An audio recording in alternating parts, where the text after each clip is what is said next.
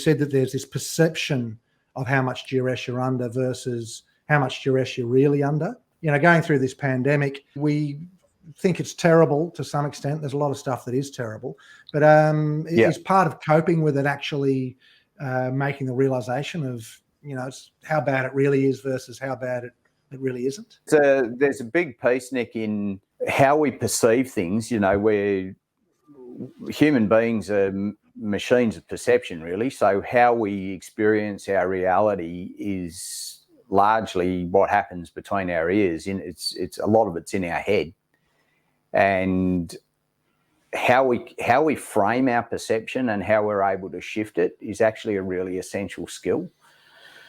And I know in your promo for this, in the conversation we had leading up to, we were talking about the Stockdale paradox. So, Stockdale was a prisoner of war during the Vietnam era, and Jim Collins brought his story really into the spotlight in his book, Good to Great. And, Stockdale spoke about this need to balance an absolute unshakable optimism or faith in the fact that you would prevail in the end, with a need to confront the brutal facts of your reality, whatever they might be. And I think one of the games that we need to get really, really good at in this kind of space is to fully acknowledge what the potential consequences of what we're facing are. And that's not always pretty. I know here in Perth, there are businesses in some sectors that are still really struggling. Generally, our economy is doing pretty well, but there are some businesses really, really struggling. It's like they're hanging on to the monkey bar, and it's like, how long can I hold? And at what point should I let go?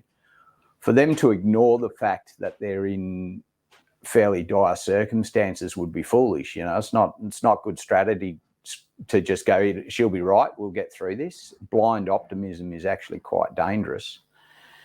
But you don't want to lose track of the fact that we can get through it. So part of that's about taking a broader view.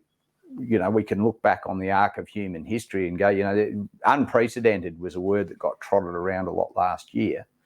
Yeah. And I don't believe it actually is unprecedented. There's been plenty of times through human history where the world, or the majority of it, has been involved in really dire situations. It's just this happens to be the first one in living memory. Yeah. So you kind of take that long view, and there's plenty of evidence that we get through stuff.